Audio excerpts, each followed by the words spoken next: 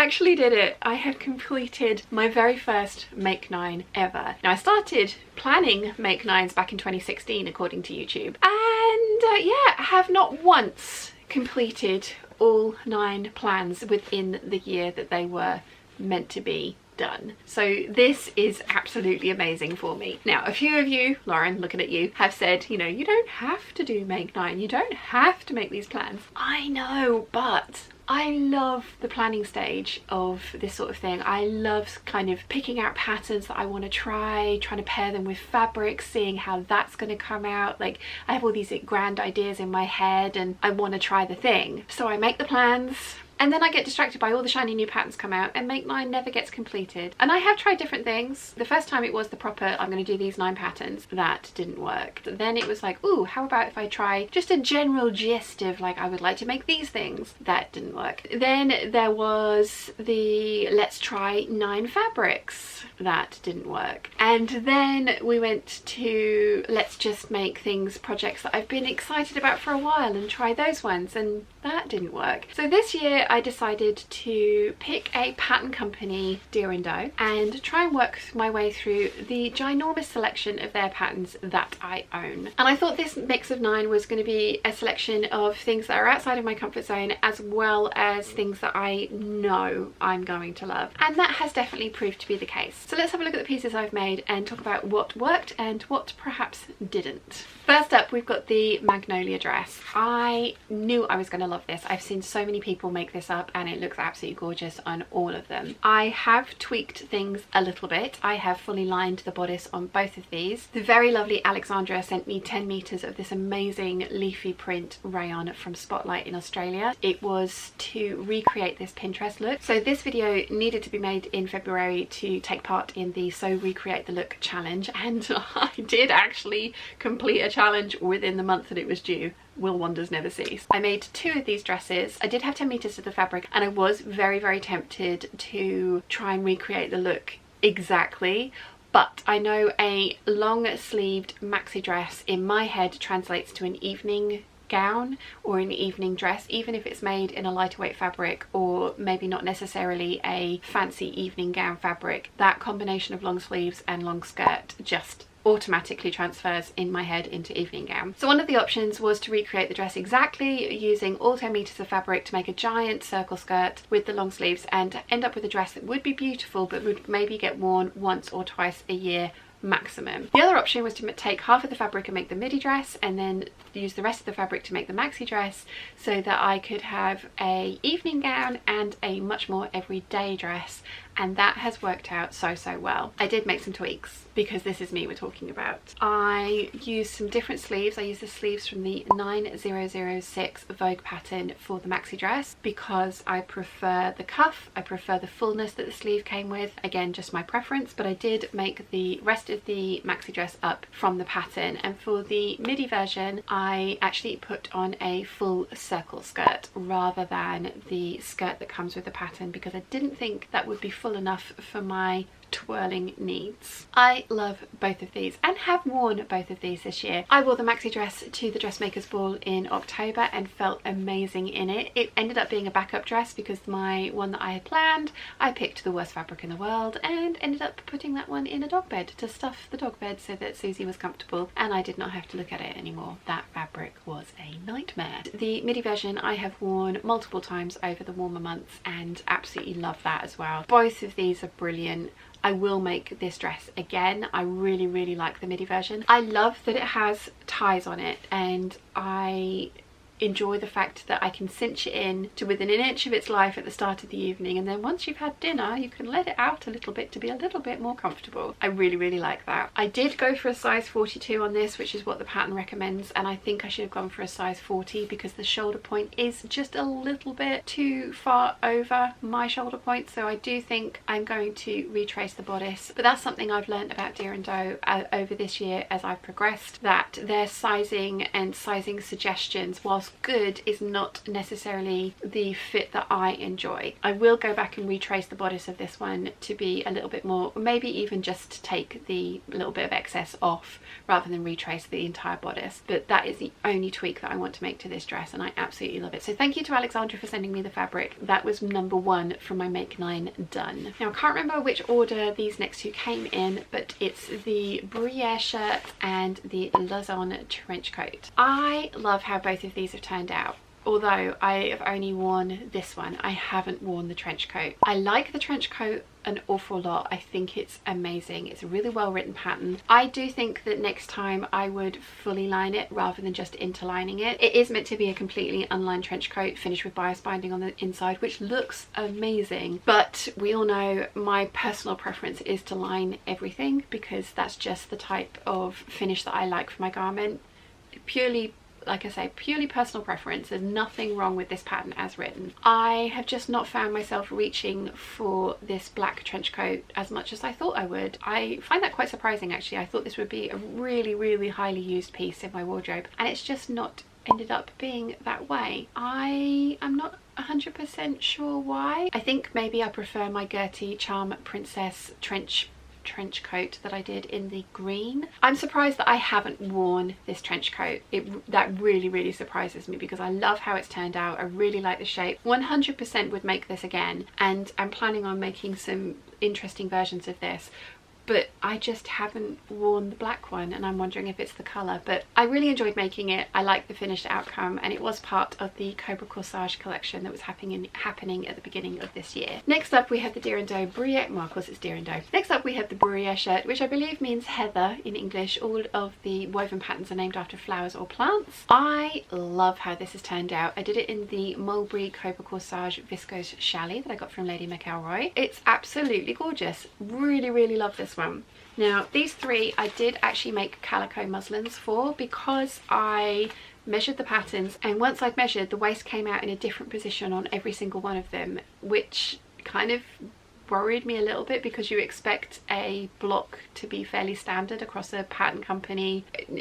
All of these to me look like they have a natural waist in them, so I made a calico muslin of all of them, and I'm really glad that I did because this one I had to add 4 inches, I think it was 3.5 at least, but 4 inches to the length of this to get it to sit on my natural waist, and it only just does. I love how this has turned out though, and I can definitely see myself making some more of these. The only reason I haven't is because I've had so many other patterns to try and get through this year, but this is a good one. I like it. I used it in my Mulberry styling lookbook. I think it's very versatile. It's going to be great when I finally get up the courage to make leggings to be worn over those, because it's cinched at the waist but covers the butt, and it would be really easy to elongate this and make it into a shirt dress as well, which would be really lovely. So very pleased with this. So glad that I made it. They definitely will make more of this one, 100%. Next up is the Millilo, which I believe means clover, I think. I did say this all at the beginning of the year and it's all completely gone out of my head. This is actually Mum's pattern, and she let me borrow it and take a tracing for myself. I am surprised by how much I love how this one has turned out. There are in-depth videos for all of these patterns,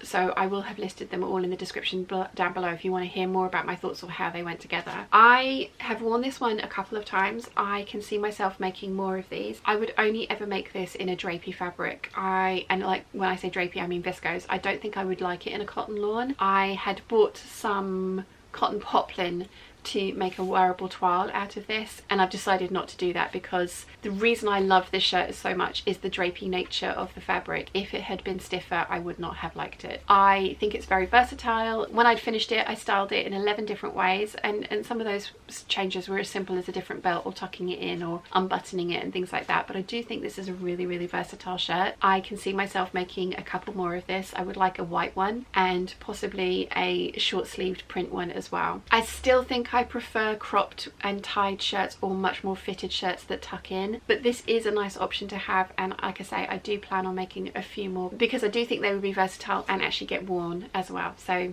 I do like this one. Very pleased that I finally tried it. Next up we have the On D sweater, which is one of their knit collection, and they are all named after weather phenomenon. So on D means shower, as in shower of rain, because before I was just saying shower like actually getting into a shower and washing yourself in the morning. No, shower of rain, much more poetic. This one I did a full standalone video for, which I think, if I say so myself, was quite amusing. I needed a quick project in a day. This was on Make 9 and I really enjoyed making this, and I really enjoyed how my green one turned out. The very lovely Alex from Gingerhead & Co sent me this pattern as part of one of the KB pattern swaps. She also sent me the fabric that I used, a minty green French terry with sewing machines printed onto it. I enjoyed making this project. I had a lot of fun doing it. This fit me perfectly out of the packet. I made no alterations to this whatsoever, which is very unusual. I think if I go back and make it again, which I probably will, we all know how much I love a little cropped jumper like this, I will probably add a little bit of length, maybe half an inch of length to the length of the torso, but everything else fit me perfectly. This is really fun to make. It's a really quick and easy project. There are loads of these types of jumpers out on the market, so if you already own something like, for example, the Astoria, the Sheridan sweater is similar but has bigger sleeves. There are lots of these little cropped jumpers out on the market, so if you have one already you probably don't need the on D pattern, but if you haven't got one in your stash and you like this kind of look, this is a great one, written really well. It was a lot of fun to make. Next up we have the Deer Doe Orchid dress. I enjoyed making this one a lot. I do think that I should be making, as I've mentioned previously, the size 40 rather than size 42. This one ended up being a little bit big for me, and I have tweaked the pattern, which I'll show you in the video, and I will make this one again. And I can see myself using this bodice for lots of different skirts. The skirt that comes with this one is nice, but it's not as full as I tend to prefer, although if I have a limited amount of fabric, this is a good one to try. I'm not going to keep the one that you've been seeing in the twirls and in the stills that are on screen now. I like it very much. It's a very pretty fabric, but I don't think it does me any favours whatsoever. It was inexpensive. It was from the textile centre. They had 7 meters left in stock. I liked the print, but I didn't love it, so I bought all of it thinking it would be useful for wearable muslin fodder, and it's proved to be. I made the Orchid and the Myosotis in this fabric, and I'm really glad that I used wearable muslin fodder because there were tweaks that needed to be made to this one, and we'll talk about the Myosotis in a minute. So yes, whilst I don't think the actual finished dress is going to survive in my wardrobe after all of the end of year filming that I need to do with it, I do think I'm going to be making the Orchid dress again because it is an absolutely gorgeous dress and is definitely something that I can see myself wearing in the warmer months. Next up we have the Wrigley dress, and I absolutely love how this one has turned out. I do want to make some tweaks to it. The waistband on this one is quite narrow. It's only 1 inch wide, and I have lengthened the bodice by the amount that I need, and I think what I'm going to do is take 1 inch out of the bodice length and put it into the waistband so the waistband is wider. Again, it's just a personal preference. It's just the way that I like my clothes to look. The other thing that I did is make the skirt a lot longer, and to do that I needed to add panels to it. Again, I've done an entire video on the making of this dress. I'll have linked that down below if you would like to hear about this dress in more detail. I think it's gorgeous. I'm definitely going to make it again. I like the little tie at the front. I also want to try the button-up version. It's a really comfortable, easy dress to wear. I did complicate things by fully lining the bodice, but that is just, again, my personal preference for the finish that I can achieve. So yeah, very happy with this one. Glad that I have finally tried it.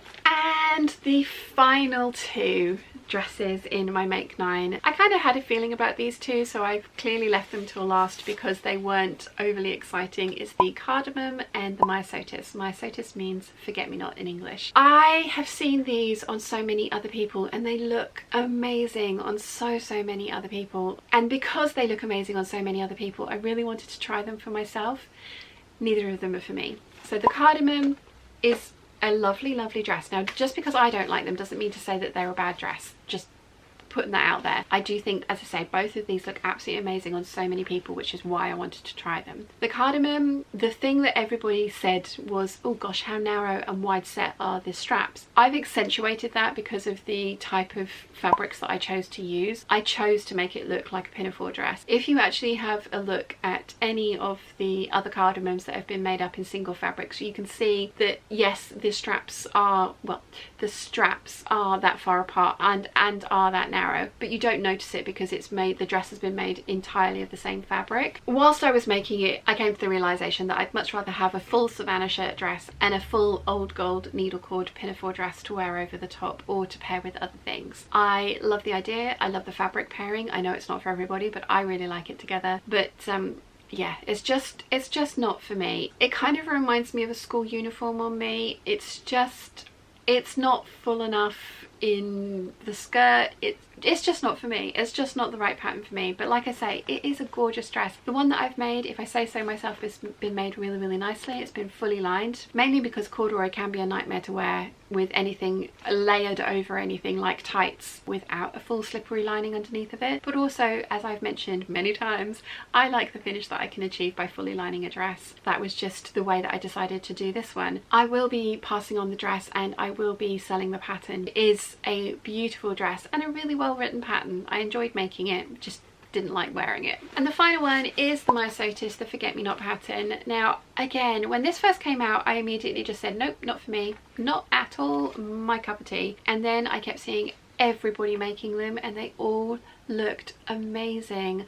I was just like, oh, I need that, I need that. And so I bought the pattern, put it in my Make 9 as a wild card, and I'm really glad that I did because I've gotten it out of my system. It does look amazing on other people, it's just not for me. I actually made one that was much smaller than the pattern suggests. It's meant to come with a lot more wearing ease in it, or a lot more design ease in it, sorry. I knew I wouldn't have liked that, so I did make it more fitted and put a side zip in it so that it could be more me, and it's still not me. It's not a bad dress. Lots of people were saying they wish I'd finished it or they wish I'd made it the size that the pattern suggested. I personally feel like it would have drowned me, and the ones that I have loved on other people, they have tweaked it to work for them as well. So I don't regret not making it as the pattern recommends. I don't regret choosing my own sizing according to my personal preference of how I like my clothes to fit, and I don't regret trying it because, like I say, I've gotten it out of my system and I don't think it looks bad on me. It doesn't say that it's meant to be an empire line, but if I'd have left this one as is, the bottom or the waist seam did come just sort of like here on me, and rather than lengthen that, I actually added a waistband with the ties from the Magnolia because I thought, well, I knew that I would want to cinch this dress in, and again, the ones that I've seen that I've liked on other people, they've all had them cinched at the waist. You know, I tweaked this pattern quite a lot and I don't dislike it. It's not bad, but it's not me. I've got shirt dresses that I much prefer. My battery's dying, 2 seconds. That's better. I have shirt dress patterns and shirt dresses in my wardrobe that I just like more than this one, and that's why I didn't persevere and finish it. It still has its side seam open. It's a very nice dress on other people, it's just not for me, and that's okay. Glad I tried it, but won't make it again. So technically 8.5 finished, but I have also made 4 Deer Doe Siroccos this year as well. Now this one is the only one that you're going to be seeing in the 12s. The other 3 have been made this month and you will be seeing those in December's lookbook. I love the Deer Doe Sirocco, so technically I have made 10 Deer Doe patterns, or 9.5 Deer Doe patterns this year, so I am classing my Make 9 complete. As I mentioned at the beginning, I really enjoy the planning stage of Make 9. I think that is what brings me the most joy. Well, I thought that was what brought me the most joy until I have actually